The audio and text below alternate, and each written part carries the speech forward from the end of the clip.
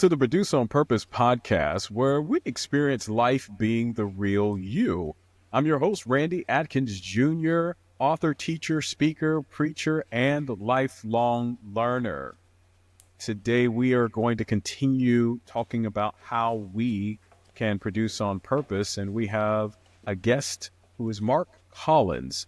He's a business and life coach, the founder of Freedom for Life, LLC, and he's the author of a transformational leadership book called Life Mastery, Living Life by Design, Not by Default. He has a singular passion to see people unleashed as the hero they are created to be in their business, relationships, and life. Mark has developed and launched his Life Mastery online course and has seen hundreds of lives transform.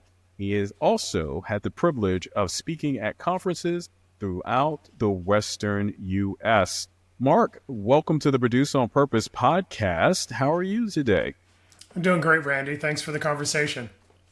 Yeah, it's great to have you on. And I always like to start the audience off with just a little bit. If you can share with the audience, tell us what it means for you to now be at a place where you have life mastery, or maybe you're still trying to figure that out. How did you get here?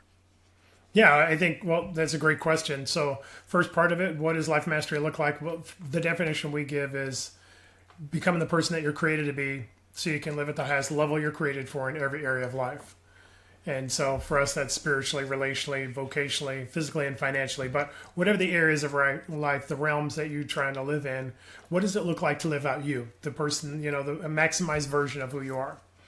How did I get here? Well, that was the passion I had for me, was trying to figure out how to get the man on the inside, the person I believed I could be on the outside, that hero on the inside, as you talked about earlier, and really trying to figure out how do I, the person of confidence and assurance, the person of passion and direction, the person that boldly goes for goals and dreams and things that they're doing, right? How does that person get to be lived out? And in that place, figuring it out for myself in that transformational journey, being a person of faith and finding instructions in that, I started to see the transformation in my life. And, like with you, Randy, I'm sure when you find something amazing, you share it with people So did it casually and, in starts in, little spots and places and little teachings and ideas and courses. And then it developed into Life Mastery, and been doing that as a ability to invest in people from that point forward. So for me, Life Mastery really started from a place of being a young man who wanted to be more than the person I was seeing on the outside. Really that person, that you believe on the inside, of confidence and assurance that you believe you can. I don't know if it was, growing up with a domineering father who really, was somebody that I never felt like I could measure up to, or challenges in schooling and trying to figure out how to be able to live that life out that you were called to, really overcoming the challenges in life and being able to be that person. Can you share with us what has been that key defining moment in your life where you came to the point where you said, hey, I really need to share this information with the world? Yeah, I think for me, Randy, it really is living it out in your own life. And in that place, the person that I believed I could be started showing up with assurance and confidence and passion and boldness, and really reaching for things without fear holding me back, or imposter syndrome stopping me from really even trying. And in that place, being able to see it in my own life and having conversations with people that I cared about and people that I know, and seeing that it was not a me issue, but a we issue. That those same issues that I had, and where, as I tell people, you're either living from who you're created to be or what your life has told you you are. Yes. And everybody I know, your life has typically told you something about who you are. And so it wasn't a me issue of I was the only person who walked through these things. It was something, as I talked to people, I found out that it was a common journey of, the challenges, the issues, the struggles of your life and your past really limiting you and who you believed you could be, and or the willingness to be that person. And so it was really starting to see transformation in my own life, and in that place, really wanting to give it to other people, really wanting them to be able to have what I call that blueprint of freedom that I was able to find in my own life. And, when you start seeing the transformations in other people, it inspires you to continue to do it. And so it's just expanded from there to, the full-fledged course of Life Mastery, as well as the book that I authored, Life Mastery, Living Life by Design, Not by Default. So you mentioned imposter syndrome. When you talk about imposter syndrome, what is imposter syndrome? I've heard it so many times. How do we define that? And what are some of the causes that we end up with imposter syndrome? Yeah, that's a great question. I think, an easy definition is not feeling qualified for the job, the position, the title that you have, the thing that you're walking into, whether it's a business or a job, right, or a relationship or college or something that you're trying to do. So it's, I'm not qualified for this, or if they only knew that I wasn't qualified for this thing, what would they say, or would they even offer me the position? So it's really, for us, it's really an identity statement.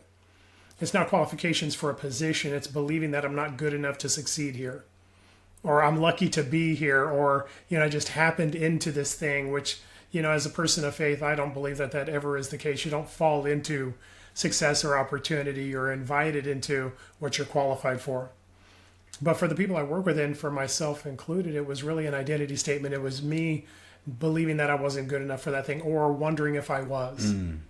And how do you overcome that? Well, for us, everything starts with the foundation of identity. Who are you created to be versus what your life has told you? The more I understand who I'm created to be, the more I live the life I'm created for. If I don't know who I'm created to be, then my life has to make up the difference. So I have to get, I have to be perfect. I can't fail. I can't have struggles. I can't have challenges. Otherwise, they start to be that issues in your life. So for us, it's really helping define identity. Who are you apart from outcomes and apart from your life and your past? Who's that person that's left when all those things are taken away? It's not less than, it's actually who you're created to be to begin with. The person of character and value and worth, right? The passions and the desires and all of the things that drive you and make you you. Those, the result of those are your outcomes. Right. They don't create, they aren't your outcomes don't create who you are creates your outcomes. So when we take those things away, we start with that one thing. Who are you? Right? And as you start to understand who you are, now all of a sudden you can start to be who you are. Right. So I'm not trying to measure up to fit in. I'm not trying to succeed to prove who I am. I'm not trying to, elevate myself in ways so that I feel like I'm a person of worth. I'm elevated because of my worth, not to prove it. Yeah. And because of your worth, you are then the one that's pushing out into life versus life pressing in on you. And I sometimes believe, I think imposter syndrome comes from the fact that maybe you've been taking on values, taking on different things that may have told you that, yeah, you didn't live up to a particular area. But now when you begin to identify with who you are and what you were, I say created for, what you were manufactured to do, how you were born, then it sounds like there's a clearing of the way. What comes and what are the benefits of understanding your identity and understanding who you really are? Well, wow, that's a great question. There's so many benefits. So the very first one is you can have a life that you're passionate in living. The thing that I see with the people that I work with, and even in my own life, I had a father that I didn't feel like I measured up to. So for me, it was really trying to succeed in academics and athletics and in business or entrepreneurship to try and prove that I was that person of value. Well, what happens sometimes, at least in my life and some of the people I work with, is you get to the top of that mountain of success and you find out that the fear of failure and imposter syndrome that you had at the bottom of the hill, you have at the top. Yeah. That it just simply came along for the ride. And because it's not a emotion issue, it's not a relation issue, it's an identity issue. Ah. So in that place, success can't overcome a lack of identity. It just can be a substitute for a while. But then you get there and you find out that your joy and succeeding at whatever thing you're doing lasts for about 10 minutes. And then you have to do it again. And then you have to do it again after that. Because it's not really you living from who you are. It's you convincing yourself of who you are and really convincing everybody else around you. And in that place, you have artificial success, meaning that it lasts for a moment, but it has no satisfaction. Versus me living from who I am, which means I'm passionately living out who I'm created for. That's that, I'm sure you're there, Randy, where it's that thing that you're so passionate about that you have to actually calendar time to get away from it. You lose track of time when you're doing it. You're just pouring yourself into it because you know that this is just aligned with exactly who I am. It's you lived out. Right. And the outcome happens to be whatever that success is in that area that you have. That's the outcome that living from identity helps. The opposite of that is, it's really life management or life mastery. It's either mastering or managing your emotions so that you don't have the negative ones and you have more of the positive ones and you deal with the stuff that stands in between, or it's mastering your life. And that's the place that, the header of my website, the very first page, the home page has 2 words on it: You Unleashed. Mm-hmm. That's what it looks like to live from a place of identity and life mastery. You mentioned artificial success. I think that's interesting because I think many believe that they hear the word success and that everyone should know what success is. However, success really has to do with who you are, what you were born to be, how you were built. And many times I think we find ourselves living on that artificial success, which sometimes it is really trying to get, like you said, someone to see what I'm doing. Hey, look at what I've done. Look at the awards. And then, like you said, it's only 10 minutes. It's temporary. And what actually comes out. And then what you were moving into is that when we begin to understand who we really are, we understand our identity and what we're all about, that begins to drive us in a different type of direction. I want you to give us a little more on that passion piece that you were talking about, that when you are rolling in what you were created to be, what you were manufactured to be, how you are kind of immersed in it, because the question always becomes, all right, I understand you're telling me that I need to find out my identity. I need to understand my purpose. I need to understand kind of who I am. How do I know that? And you started giving us a little bit of it. Can you tell us a little more about that feeling, that doing, that behavior that comes from that? Yeah, absolutely. And just for clarity's sake, your identity and purpose are 2 different things. Yeah. Meaning this, when I understand my identity, my purpose will become clear. Yes. And when I don't understand my identity, again, purpose is going to be a substitute. Right. Which means that I need to find something to accomplish. I need to find something. And people, I'm sure it happens with you as a pastor. It happens to me as well. People want you to help them figure out what's my calling in life. Mm-hmm. Right? I read about all these people in the Bible, and I see people who are successful on social media and any other entertainment platforms, and I want to know what's my thing, what's going to give me my spotlight, my reason for living, my famous, my 10 seconds of fame, as they say.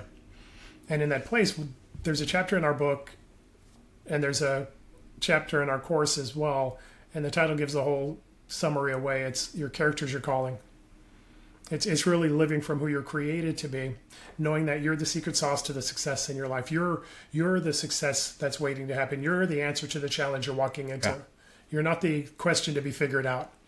And in that place, it's really starting to understand that. And what does that look like lived out? Well, it first off looks like identity. So who are you apart from those things? What the world says is that your outcome determines your identity. Mm-hmm.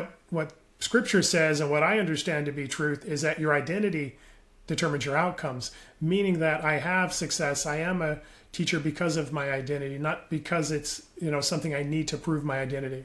I'm not somebody who's a mentor. I'm a man who mentors. And in that place, I'm not just an entrepreneur. I'm a man who has an entrepreneurial spirit. There's things that are outcomes of my identity and who I'm created to be. Until you figure out identity, all the rest of them will be a substitute. It's like this, Randy. It's using somebody else's report card to get a grade. It's what the world says matters, right? It's checking off somebody else's list of, you need to have this money, you need to have these possessions, you need to have these titles. It's we're inundated with it all the time, and sometimes we believe it for ourselves. But if you take all those things away, and the man that's left in the middle, the person that's left looking in the mirror, that's who you are. Your value, your worth, your character, right? The identity of who you are, the passions that you live out, those things that drive you and make you you. That's the thing that it is. And it's not outcomes. Outcomes come from you, they don't create you. Yes.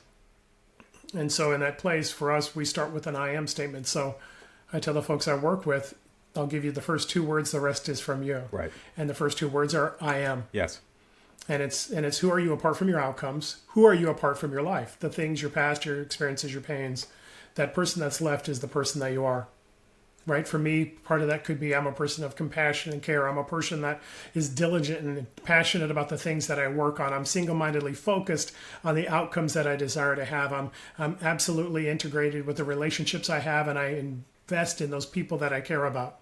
Those are all statements of who I am. They're not titles, they're not roles, they're not positions that I have. So what's your thing, whoever's listening or watching this? What makes you you apart from those things? If you start at that place, now you'll be able to understand, first off, hey, what's my calling? Well, it's easy. The more I know who I am, the more I know what part and portions of me are to be invested in the thing I'm doing. Right. If you're a person of faith like I am, your relationship with God changes. Because now all of a sudden, when I understand who I am, right, that person that you're created to be, I can understand what the thought process was of God to make me. The more I understand the attributes of who I am, the more I see that they were first a thought of God before they were an attribute in me. And in that place, that relationship goes. My relationship with my wife increases when I start to understand who I am. Because when I know who I am, she doesn't have to make up the difference. We don't have to be perfect for me to be okay. Yes. I tell people this, Randy. I say that I was actually at a marriage conference this last summer and told folks in the conference, I said, my wife is a benefit to my life. She's not a necessity. Yes. I am who I am, fully formed as a man, just as I am. She's a benefit and an increase in my life and a great part of it. But I don't need Susan to give me things to make up for a lack of identity, a lack of belief in myself. And in that place, we can have an authentic relationship because not only do I get to be myself, get to be fully, completely who I am, so does she. Yes. And it's the most healthy relationship you can have. So identity is at the core of everything. When you understand who you are, much of your life is going to start lining up and much of it's going to become clearer. The wholeness, you're talking about being whole and understanding who you are, and that the definition of who you are is not your roles. And I believe that many times we get caught up in the roles, we get caught up in identifying with the work that we do. And one thing that I have found, as it describes in Ecclesiastes, that there is a season and that there is a time for everything, which means that there are going to be times when I'm going to play a role, but it's only temporary. It doesn't last forever. And I noticed when you described the I am statements, that you described concepts and character values that are eternal. They're not items that can change or flow. There are things that you are, and it may be expressed differently at different times in your life. And so when you're raising children, you may express it in one way, but now you're not raising children. You are in a different time in your life, but the same you is there. It's just being expressed differently. Yeah. No, absolutely. And I think one of the best examples that I like, well, I see it throughout all of Scripture, but one of my favorites, because he reminds me of myself, is a guy named Gideon. Mm-hmm. In Judges 6, there's a story about Gideon, a young man who was doing work for his family. He was threshing wheat. Well, he was doing it in hiding because the enemies of God would come and take the things that they had. So when there was a harvest, they'd come and take all the increase. When there was flocks, they'd come and take all of those as well. And in that place, he's doing what he's doing, but he's doing it in hiding. And an angel comes and sits on a rock and says this statement, "Greetings, mighty man of valor," to a young man in hiding, giving him an identity statement that he wasn't currently living. And in that place, Gideon, tried to give reasons and excuses as to why he couldn't do what he was supposed to do. Mm-hmm. Because the angel gave him an identity statement and gave him a mission, a passion, a goal. And that was for him to save his people. So in the middle of it was this conversation and this disagreement as to who was right. Was he a mighty man of valor or a man who was the least of his whole family? Well, obviously God was right, and so he walked towards being able to save his people. And in that place, what I found was that's what God's done over and over again. That's what it is in our life. It was you have your identity before you've done those things. It's you're succeeding in those areas. You're saving your people in Gideon's case because you're a mighty man of valor. Yeah. He's not creating you as something different so you can succeed in some other area. He's revealing to you who you are so you can live it out in your life, whether it's Peter or it's Paul or even Jesus, right? Yeah. When he's baptized, the voice from heaven says, "This is my beloved son in whom I'm well pleased." It's an identity statement. Right. Fast forward, that's Matthew 3 and Matthew 4, the next chapter. What is Satan's first and greatest temptation against him? He comes to him and says this, "If you really are the Son of God," mm-hmm. attacking identity, yes. Then turn these stones to bread. And honestly, we've lived that out ever since. If you really want to be that person you think you are, you need to prove it. Income, title, role, position, right? What Jesus said was, "Man shall not live by bread alone, but by every word that comes from the mouth of God." It may have not been the last word God said to him. It was the last recorded word God said to him. The very last recorded word God said to Jesus was, "You're my son and I love you." Yes. an identity statement. So in that place, again, I tell people about jokingly, my wife won't let me get a tattoo, but if she did, it would be identity is everything. Because it literally is. If I'm not living from who I am, I'm living from the person I believe I'm supposed to be or what my life has told me to be. And neither one of them is correct. And both of them will leave you lacking. And you know it. You, not you, Randy, but you as a person, because it's this sense on the inside that, God, there's got to be more than this. Is this really all that I'm meant for? Is this really the life that I'm supposed to live? It was the same feelings I had. That as that young man, that was the thing that drove me in my own transformational journey. And where it brings me to the solutions that I'm providing, hopefully, for people to be able to live that out for themselves. It's interesting because the key component you're talking about is making sure we understand that part of us. But in many cases, it can be layered because, like you said, it could be your experiences of life. It could be something you saw on television, and you have picked up all of these things along the way. And you said, this is life. However, what you find out is that there is never a place where you have a fulfillment or a satisfaction of being fully in embodiment of who you were born to be. And I love this conversation because I think it helps that we can begin to find a place where, like you said, it's revealed to us that it was never lost. And I think sometimes it's hard to understand that we're always searching for something and it never was lost. It was always there. It's in you. It's there. It just needs to be revealed. I'm going to ask a question here because I have found that a lot of what we have to sometimes go through to get to our identity is to remove some of the things that we have believed or thought. How does forgiveness or letting go play into what you're talking about? You know, that's a great question. There's something I tell people that I work with. So again, we tell people that you're living from who you're created to be or what your life has told you. And everybody has a life that's told them something. And what I tell them in summary and really trying to walk it out is God never tells you that what you've gone through doesn't matter. He never tells you that you just need to get over it. You just need to move on. Best thing to do is ignore it. You know, it's in the past or whatever. None of those things to work. And the people who say them or trying to use them will be proof in their own lives that they don't work because their life is a mess. Right. I've been there. But in that place, here's the thing that's the truth of the matter.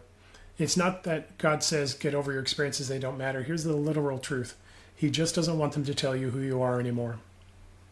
Right? I mean, we could name people throughout all of the Word of God, whether it's Moses killing somebody and feeling like he's unqualified to save his people, or Peter, who's a fisherman who's just continuously, spouting off and messing up and having to be pulled off of the water where he's fishing because he believes he's not qualified and Jesus has to restore him there. It could be Paul, who's knocked off a horse thinking he's doing the work of God, but really he's opposing God. And in that place, his life is transformed. It could be Esther, who's in the king's household, but wanting to be safe for herself, not bold for her people, and not realizing that she was in that place because there was a mission for her life. Who knows that you've not been created for such a time as this? One of my favorite scriptures in the Word of God. So it's in all of these places that you start to see that, right, there's what your life has told you and there's who you really are. And in the place of me understanding who I really am, I can forgive other people who have maybe been a part of me not believing so in the past. Whether it's teachers who have talked to me, I could name them by name. It's experiences I've walked through, I could tell you what they are. Right? All of these things that we could walk through. I could talk to you about school experiences and potentially being held back and how that made me feel like I wasn't as good as everybody else, or challenges when my mother was hospitalized because she had a nervous breakdown and how that, from a young person's perspective, gave a sense of abandonment that was in, a part of how relationships worked out from that point forward, right? We all have these experiences that we've walked through, and it may be things that have been done to us or things that have been said to us. Well, the more I understand who I am, those things don't have a weight, whether it's a hurt that I've walked through or a pain that somebody's given me. But also in that place, we can be released from those things and release those other people, right? I'm not blaming anybody for what they've done in my life. I just want to walk in the transformation of who I am. It doesn't mean what they did was right. It doesn't excuse anything that's been done or what I've walked through. Again, through all those experiences, God just doesn't want them to tell you who you are anymore. And it doesn't invalidate that you've had them. It doesn't mean that they didn't hurt. It just means that they don't get to tell me who I am and direct my life any longer. I say it this way. Sometimes we give our power away to inanimate objects, inanimate places, people. Sometimes we give our energy and our power away to those things. And really, it sounds what you're talking about is for us to, number one, take responsibility for who we are. Then when we Yeah. show up, we get to make a choice. And I love the idea that we always have a choice. And I think in life, sometimes we get to a place, if there's anything, and I tell my daughters this and my son this, that if you ever come to a situation and you feel like there is no choice, take a step back, because you need to ask yourself a question of whether or not is this something that can be looked at another way. And when you say that, if you're true to yourself, no matter what the situation is, there is a way that your situation can be looked at a different way, which means that what you may be hyper focused on and only thinking about may be the thing that you might need to take a step back and know that there are more ways to see your Yeah. situation.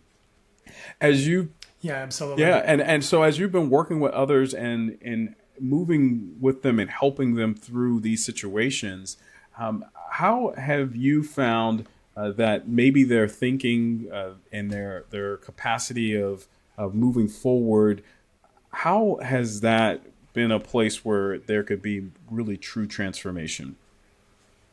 Yeah, that's a great question, Randy, because what I tell the people that I work with is all transformation starts with your thought life. I tell them this phrase: who you think you are, you'll become. Yes.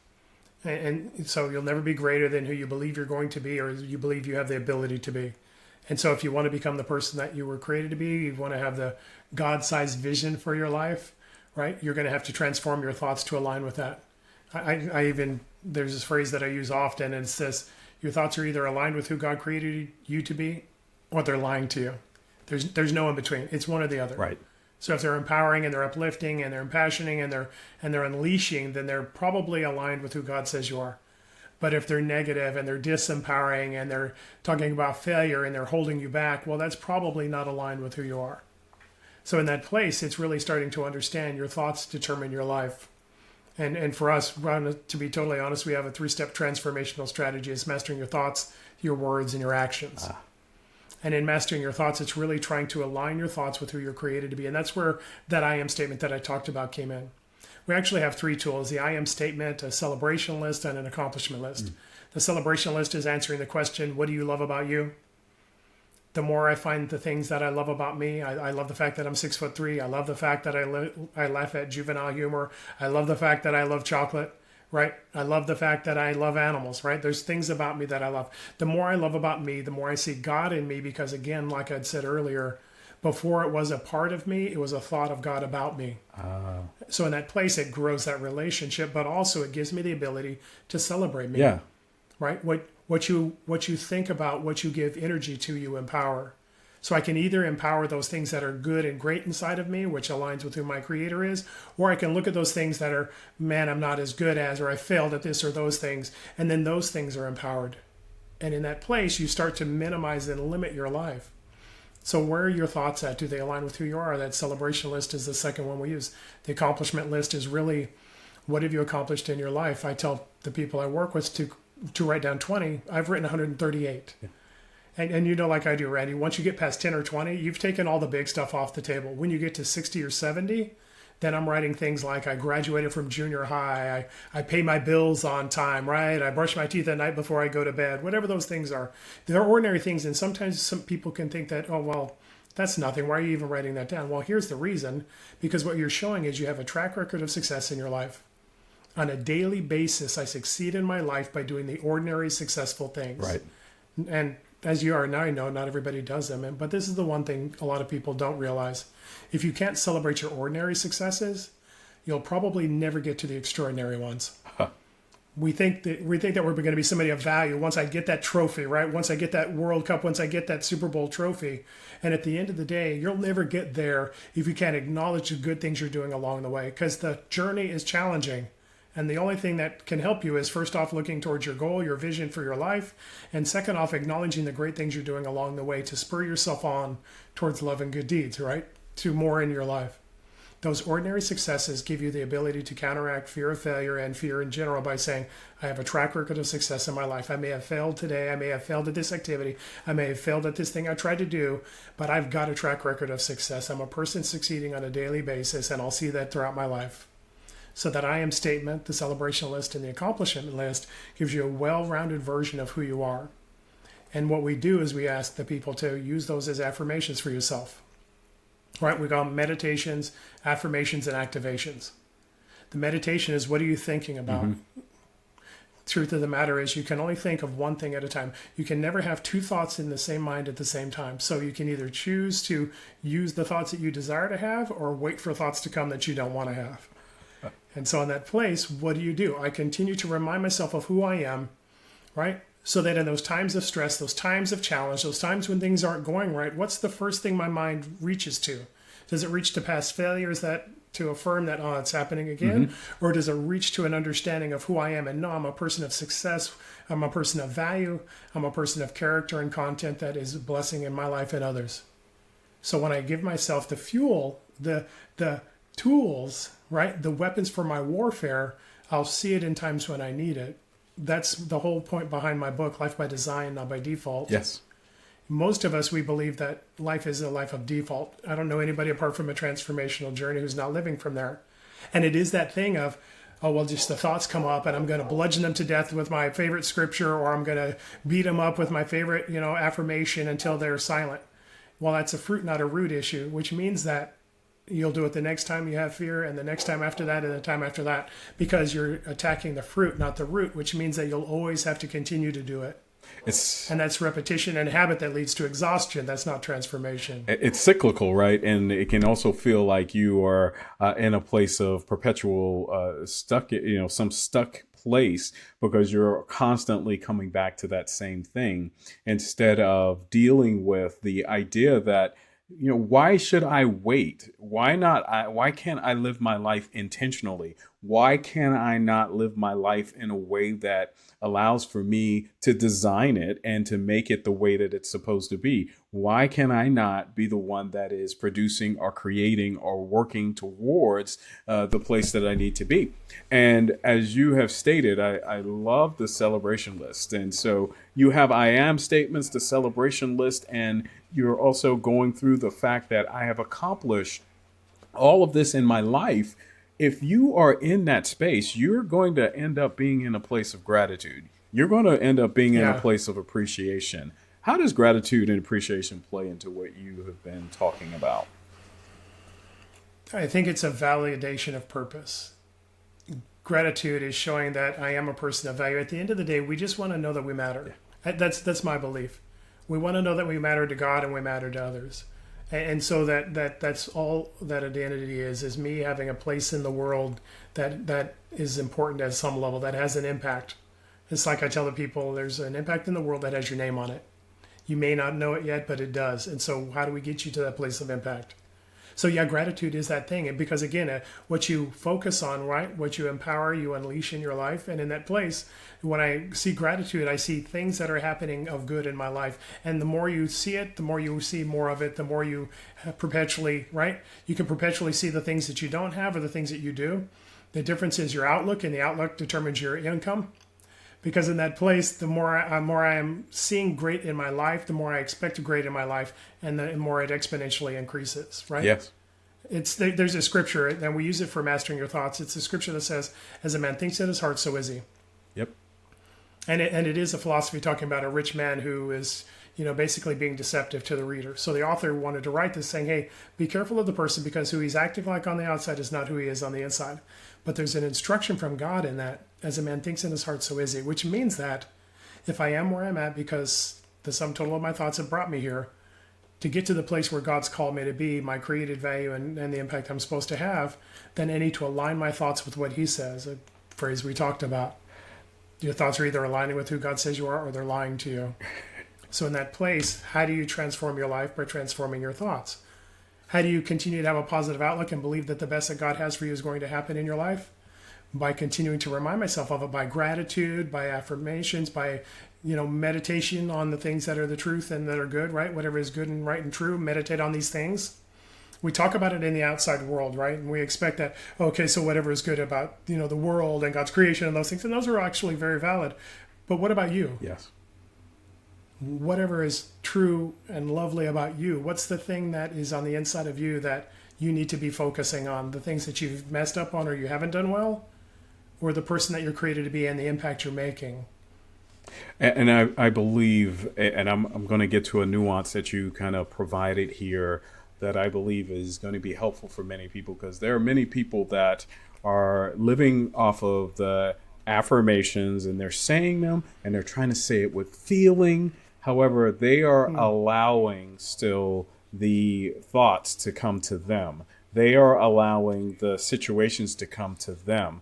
And regardless of how many times you gave that nuance of, if you allow for those things to continue to be, instead of you saying, wait a minute, I am the one that is intentionally in the driver's seat. I am the one that gets to create this new situation and draw this world to me in the way that I've been born to do.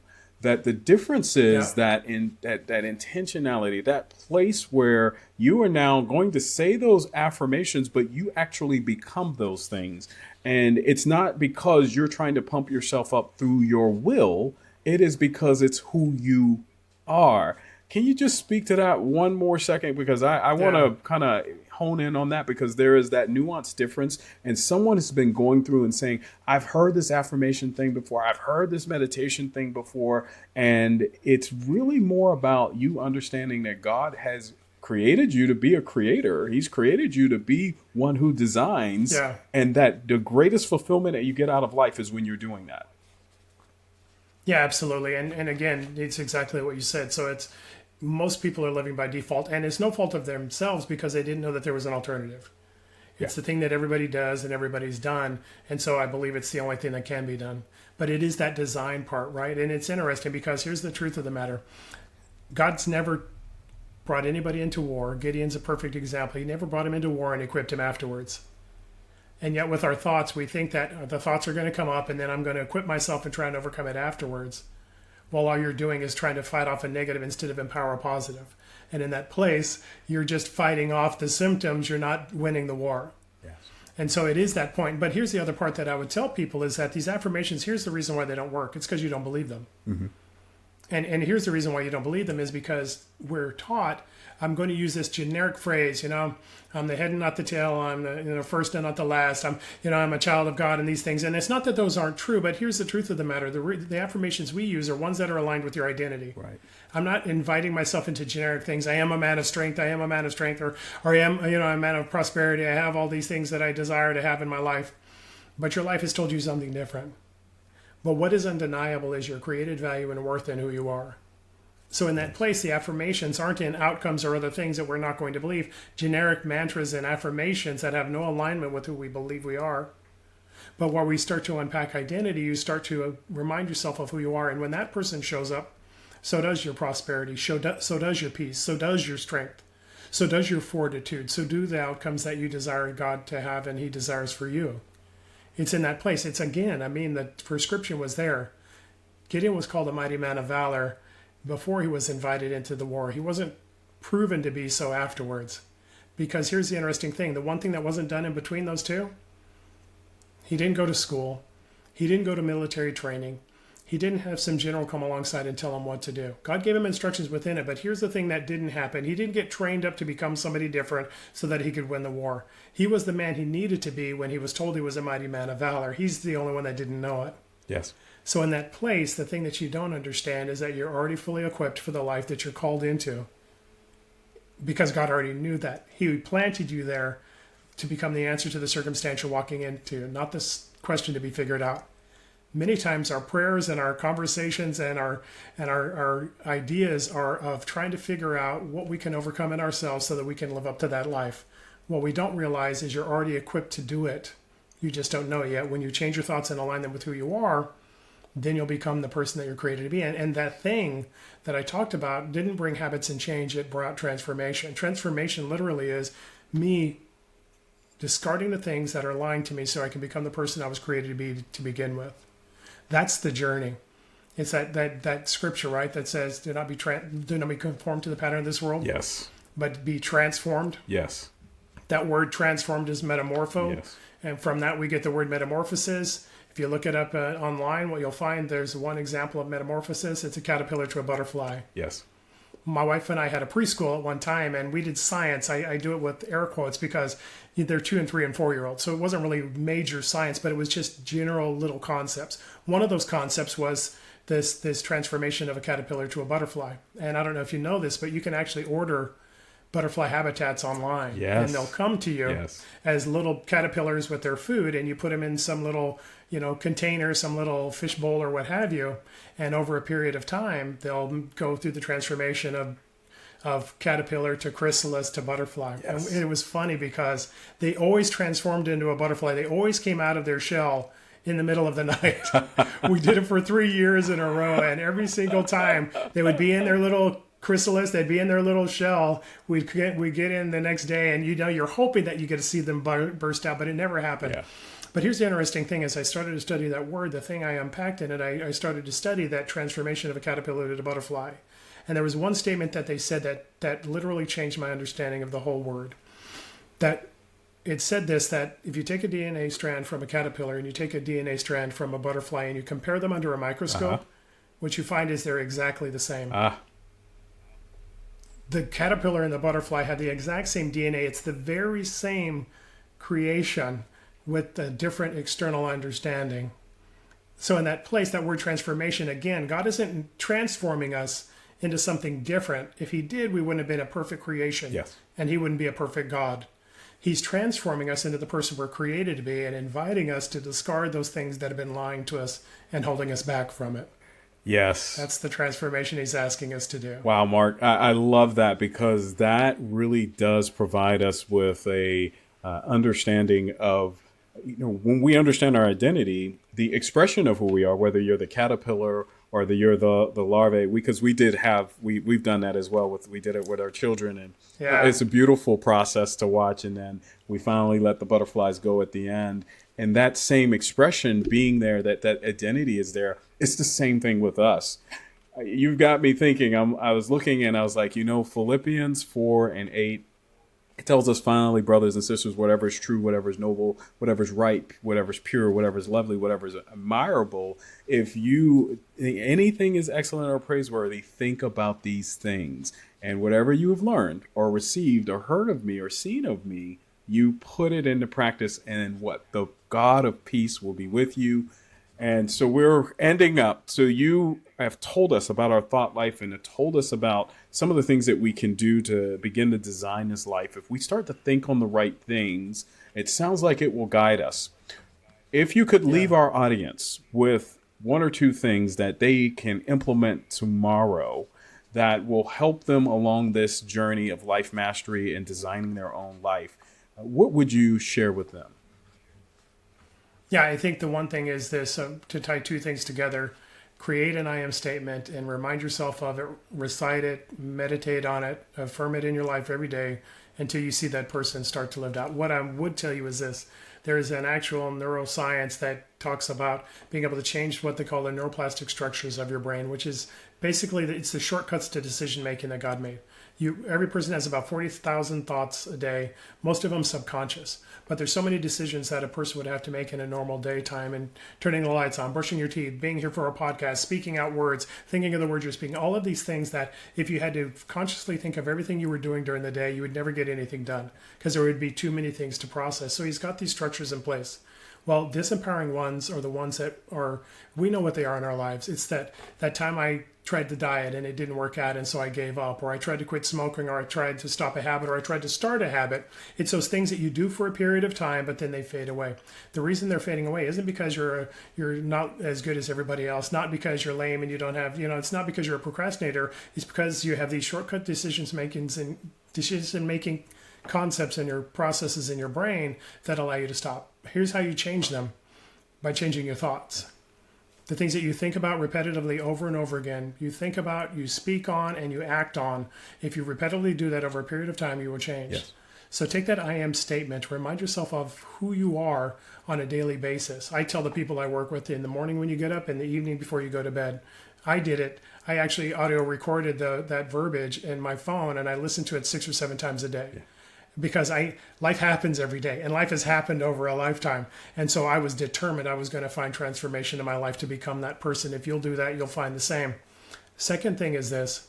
There's one thing I did right during my whole journey from teenager to adult to older adult and walking in the transformational journey, going from personal development courses and books and trainings that I did that brought incremental change but never brought transformation.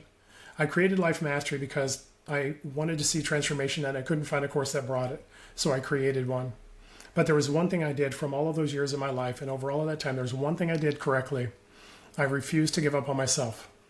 Yes. I refused to stop believing that there was more of a life than the one I was living, that I wasn't limited to where I was currently at and the limitations of my thoughts and my fears and anxiety and those things that I did that I didn't want to do and those things that I didn't do that I did want to do, right? The person I wanted to become. I refused to believe that I couldn't become that person. Even when the first, the 6th, the 10th, the 12th thing didn't work out, I bet on myself one more time and one more time after that until I found that transformation. That's the one thing I would leave you with, not just those tangible tools, but the one thing that I believe I have a transformational course that'll change your life. But there's one ingredient I can't give, and it's this belief in yourself to be willing to try one more time, to believe one more time that there is this promise that God has for me that I'm going to find in my life. I'm going to find out how to get there. If you do that, if you have that tenacity, that bet on yourself mentality, you'll find that person lived out in your life. You'll find that transformation. You'll find that life of joy and passion and purpose that you believe you can have. You do that one thing, and that man, that woman will show up. Don't quit on yourself. Continue to seek that out and know that there is more in your life. Mark, how can my audience find you and connect with you? Yeah, I try to be a one-stop shop, Randy. So everything I have is on my website, which is freedom-4-life.net, freedom-4-life.net. My course is out there if you're a person who doesn't just want the appetizer, you want the whole meal. The Life Mastery course I have is that whole meal. I also have my book. You can get it on Amazon, but you can get an ebook version on my website as well. So you can have it on any device you have, so you can take it anywhere that you go. So my ebook version is on my book is Life Mastery, Living Life by Design, Not by Default. That's on my website as well.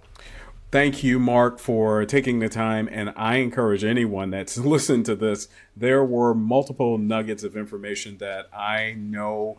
I love this information that you're sharing. It's very similar to what I've been sharing and passing along in the book that I've written as well, is that we can change. And we do have neuroplasticity in our brains, that we can have the changes occur, that you do not have to be the same person that you have been. You can intentionally change and become that person. And how many tools did we get today? Whether it's the I am statements, I'm going to celebrate. Hey, I'm going to make sure that I am taking down all of those accomplishments and consistently. And I encourage everyone, you don't have to do it all in one day. It's one day at a time, small steps, consistently doing that over and over again. And that is what's going to help us all be able to get that life transformation. I love it, Mark. And it's not something that we're going to continue on automatic default, but we're going to become aware. We're going to have that revelation happen in our lives so that we can move forward. And most of all, that we all can produce on purpose.